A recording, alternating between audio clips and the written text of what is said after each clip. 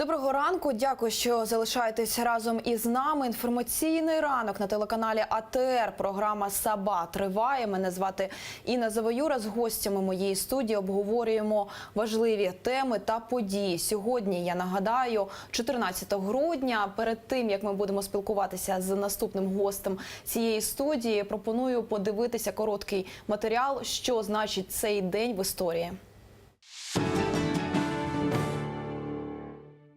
14 грудня у 1900 році у Берліні німецький фізик Макс Планк виклав свою квантову теорію, яка стала основою сучасної квантової фізики. Вчений з її допомогою зумів пояснити ряд явищ, які не знаходили тлумачення в класичній фізиці, наприклад, природу поглинання світла на атомному рівні. На основі теорії Планка Альберт Ейнштейн, Нільс Бор, Ервін Шредінгер та Поль Дірак розробили квантову механіку. Цього дня 1939 року у зв'язку з нападом на Фінляндію Радянський Союз виключений з Ліги націй, міжнародної миротворчої організації, створеної в кінці Першої світової війни. В 1933 році її добровільно залишили Німеччина та Японія, а в 1937 році Італія.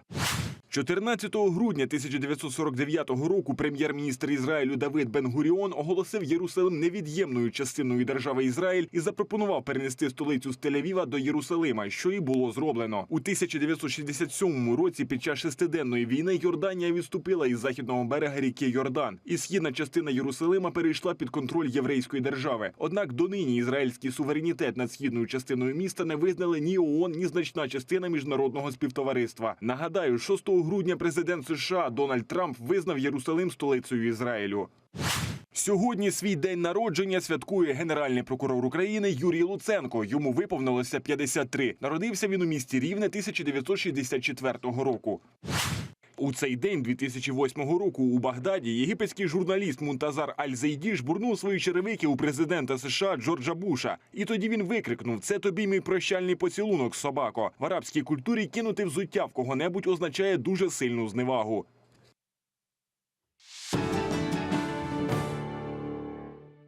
А до моєї студії вже завітав Ярослав Пілунський, режисер, кінооператор та керівник проєкту «Жовтий автобус». Доброго ранку. Доброго ранку. І, пане Ярославе, будемо розпочинати одразу з такого. Творчість та кіно. З цим у зоні проведення антитерористичної операції знайомить Ярослав Пілунський разом зі своїми колегами дітей, які живуть у світі війни. «Жовтий автобус» – це проєкт майстрів кіно, який не лише розповідає дітям щодо особливості творчих професій, а й залучає їх для створення цього. Про те, чому відомий оператор займається цією діяльністю, його рідний Крим та про полони батька, з яким вже давно не може побачитися, можемо зараз поспілкуватися і розпитати, власне, у самого пана Ярослава. Доброго ранку ще раз. Пане Ярославе, тож давайте одразу хотілося б щодо вашого проєкту почути. «Жовтий автобус». По-перше, чому така назва? І далі хотілося б почути, що далі після цього проєкту, мається на увазі з цим проєктом, що далі планується. Вже влітку, ми знаємо, були кемпінги такі собі. Это, в общем, все звенья одной цепи. Все, что вы перечислили, это события, которые последовательно шли от Майдана. И Крым, и плен, и дальнейшая работа, и в итоге «Желтый автобус» как просто дорога домой. Для меня «Желтый автобус» это и есть тот вид транспорта, на котором я уже начал свое возвращение домой. Почему «Желтый автобус»? Потому что концепция наша прямой контакт, прямое взаимодействие с детьми, дать в руки технику, просто как вместе штурвал держать, то есть дать пощупать эту технику, дать первичные навыки. Для этого нужен непосредственно прямой контакт.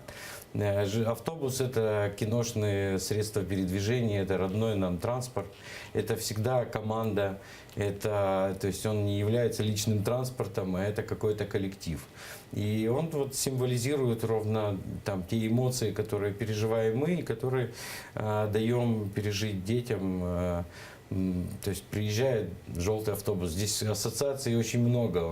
У нас такой, он харизматичный персонаж, легкий, в него братья, робот Валли, желтая подводная лодка. То есть это такой собирательный образ какого-то альтер-эго, который наполняет человека чем-то сильным, светлым. поэтому он желтый, да, солнечный.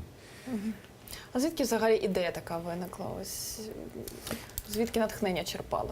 Ну, вот ровно мы проводили анализ. Мы, когда начинали снимать фильм «Перша сотня» на Майдане, и с Юрой Грузиновым, с кем, в общем, мы попали в плен во время референдума, так называемого.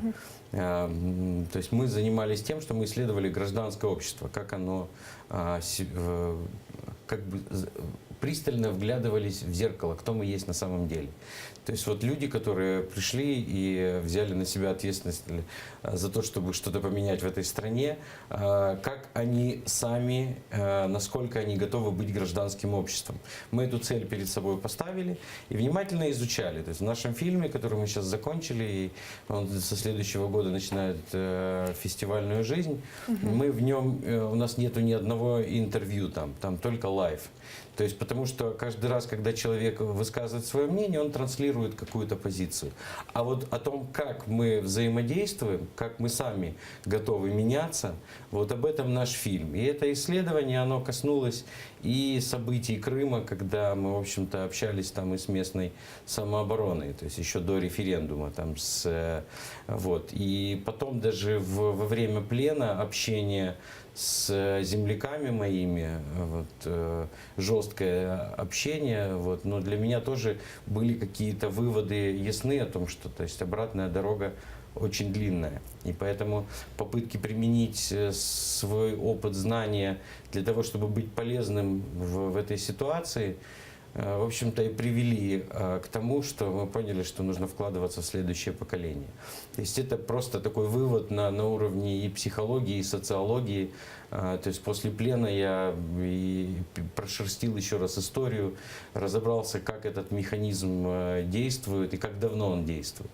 И ясно, что там обратная дорога длинная, и очень многие просто, ну, социум ранен. Это военное состояние. Я изучал опыт и поствоенных травм в других государствах, и я понимаю, что, то есть, это долгая дорога.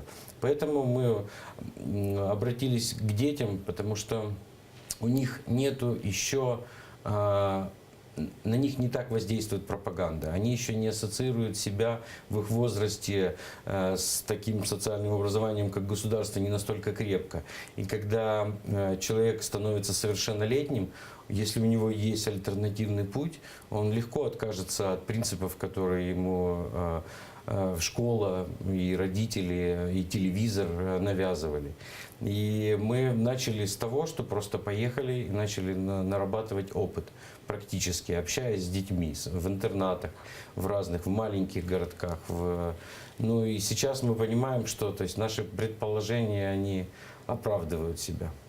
Ну а після того, як діти, да, знайомляться з вами, чи багато з них хоче далі пов'язати свою історію, життя саме з кіно? Ну, тут вопрос хороший. Дело в том, что как культурная жизнь, она в любом населенном пункте существует. То есть, но те люди, которые готовы заниматься творчеством, у которых есть потенциал, их все равно немного. Но они, когда у них есть возможности, они очень яркие. И ну, в каждой школе, даже в сельской школе, нам предлагают, то есть мы готовимся к тому, чтобы делать творческие мастерские, онлайн-образование. Нам предлагают помещение. И там все равно будет там, 5-6 человек, но которые готовы продолжать. То есть большинство из тех, кто проходит по анкетам, они готовы продолжать работать дальше, просто потому что они уже в самих анкетах пишут свою мотивацию, и мы понимаем, что, то есть, просто даем раскрыться их таланту, они сами для себя открывают свои возможности. Вот, поэтому, то есть, ну, скорее меньше с тех, с кем мы работали, перестают продолжать развиваться, чем те, которые готовы идти дальше. Это тоже зависит. То есть мы там в Красногоровке проводили для всего города презентации, там, и комендант военно-гражданской администрации говорит, что вы с детьми сделали, они все хотят заниматься кинематографом. То есть наша задача просто сейчас, чтобы это были не разовые такие экспедиции, а выстроить это все в систему. Чи є ось такі короткі метри, так, дітей, якими ви пишаєтеся, які б ви могли б виокремити? Ну вот сейчас мы приехали из Авдеевки, вот за 10 дней от момента первого знакомства подростков, не могу назвать их уже детьми, от первого, то есть через 3 дня после первого контакта они вышли на съемочную площадку. Их сценарий помогал выстроить Александр Брагин, это сценарист «Квартал 95». Вот. И когда нам презентовали сценарий, в общем, вся команда «Желтого автобуса» сказали, что это честь снимать такой фильм, настоящий антивоенный фильм. И, в общем, в цикле там, мы за 10 дней сделали полноценный фильм, которым действительно есть чем гордиться. Ну, багато хто також цікавиться тим, за чий кошт все це відбувається, адже техніка доволі таки дорога. Можете пояснити? У нас есть партнеры, у нас много друзей, то есть продакшены в Patriot Rental, это крупнейший рентал, то есть аренда оборудования съемочного. Они понимают, куда мы идем. То есть это долгосрочный вклад, но они нас обеспечивают техникой, причем на очень значительные суммы. То есть на одну экспедицию, то есть стоимость оборудования, ну, то есть до 40 тысяч долларов доходит. Но мы понимаем, что мы таким образом и методику вырабатываем, которая позволит потом повышать квалификацию и работников этой структуры. И много очень там Radioactive Production, крупнейший продакшн, который работает с сервисом. Им всем не хватает работников, хороших кадров. А у нас сейчас вот они как раз и растут. И мы понимаем, что у нас вот есть этот прямой маршрут от первых знакомств, потом практика и выход до трудоустройства. Вот это наши плани. Пане Ярославе, як ви, як професіонал, оцінюєте взагалі перспективи розвитку українського кіно саме в Україні? Вот ровно поэтому мы и занимаемся «Желтым автобусом», потому что для того, чтобы кинематограф развивался, должно быть мощное образование. Оно должно быть там доведено до европейского стандарта. То есть у нас там для того, чтобы сделать хороший блокбастер, мы можем собрать команду в Украине там, европейского уровня, но только одну.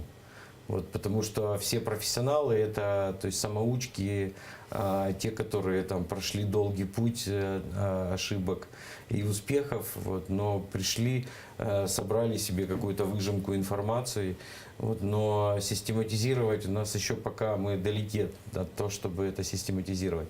Я просто работал на индустриальном проекте, это VI3D в Чехии, и я понял, насколько нам еще долгий путь предстоит для того, чтобы прийти к такому уровню. А ребята, они выходят на площадку, мы даем им выжимку, и они выходят, работают на 4-й день как европейская команда. То есть я взрослым профессионалам показываю, как это происходит, у них глаза открываются.